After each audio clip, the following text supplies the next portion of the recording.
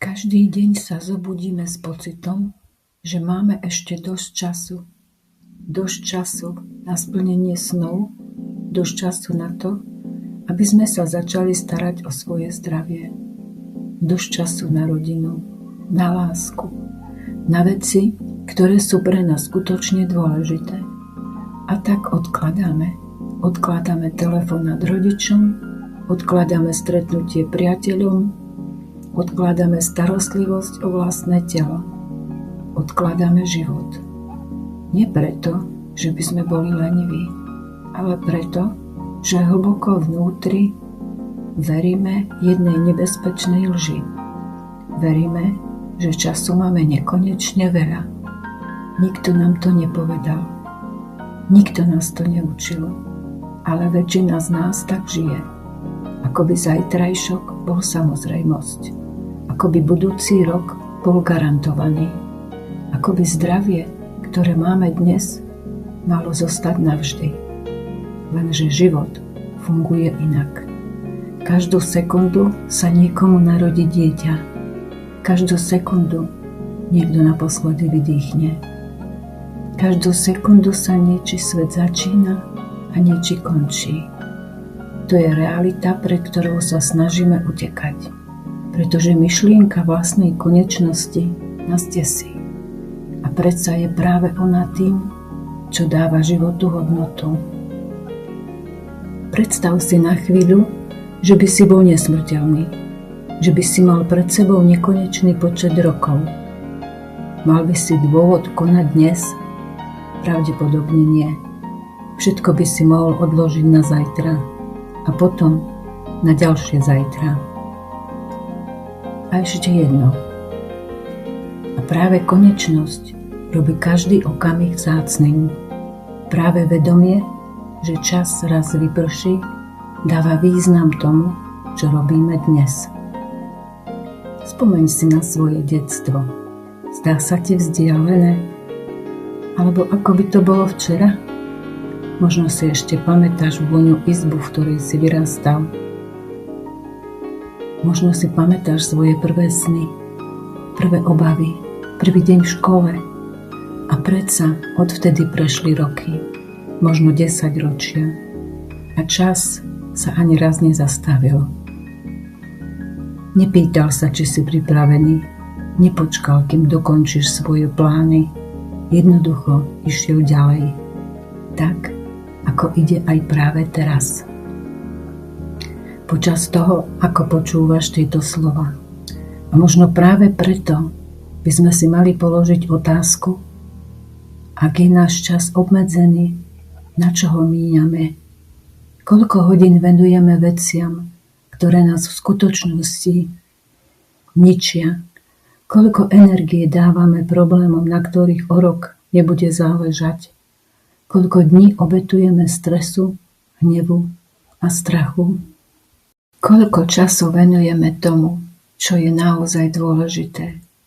Ľuďom, ktorých milujeme, svojmu zdraviu, svojim snom, svojmu životu. Zdravie vnímame ako samozrejmosť. Keď ho máme, nevšímame si to. Ráno vstaneme z postele, nadýchneme sa, prejdeme sa, vyjdeme po schodoch a považujeme to za samozrejme. Ale stačí jeden okamih, jedna diagnóza, jedna nehoda, jeden telefonát a všetko sa môže zmeniť. V tej chvíli si človek uvedomí niečo, čo predtým nevidel. Že zdravie nebolo len súčasť života, bolo základom všetkého. Bez zdravia strácajú úspechy svoju chuť, peniaze svoju hodnotu, a plány svoju istotu. Pretože chorý človek má často iba jedno želanie. Byť opäť zdravý. Zatiaľ, čo zdravý človek má tisíce želaní a ani si neuvedomuje, aké bohatstvo vlastní. Možno práve teraz čakáš na správny čas, na pondelok, na nový mesiac, na nový rok. Na chvíľu, keď bude menej práce, menej povinností, menej problémov. Ale čo ak ten správny čas nikdy nepríde? Čo ak život nie je niečo, čo sa začne neskôr? Čo ak už práve teraz prežívaš tie roky, na ktoré budeš raz spomínať? A čo ak sa raz pozrieš späť a uvedomíš si, že si celé roky čakal na život, zatiaľ čo život čakal na teba? Existuje jedna zvláštna vec, ktorú robíme takmer všetci.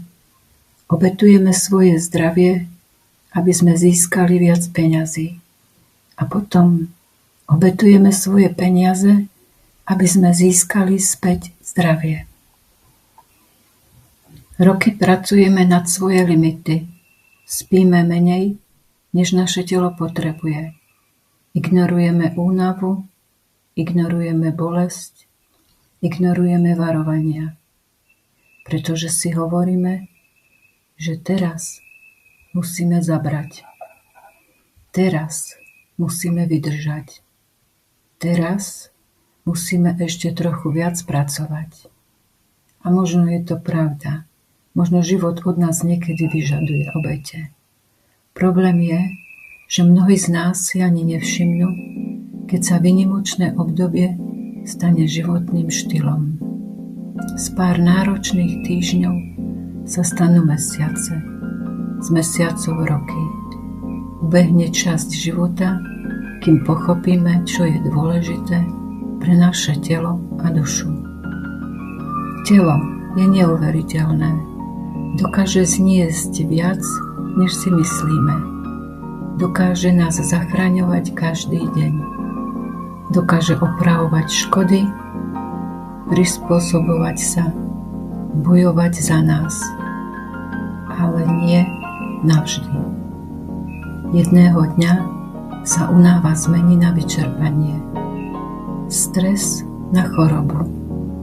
A ignorované signály na problém, ktorý už nemožno prehliadnuť.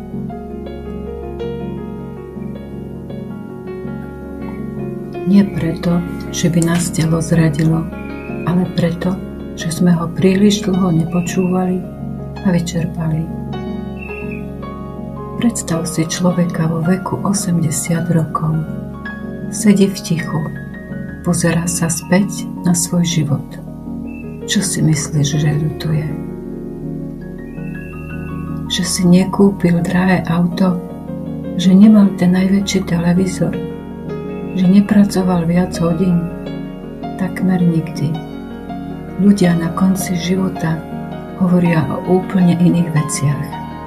Ľutujú čas, ktorý nevenovali svojim deťom, ľutujú slova, ktoré nikdy nevyslovili.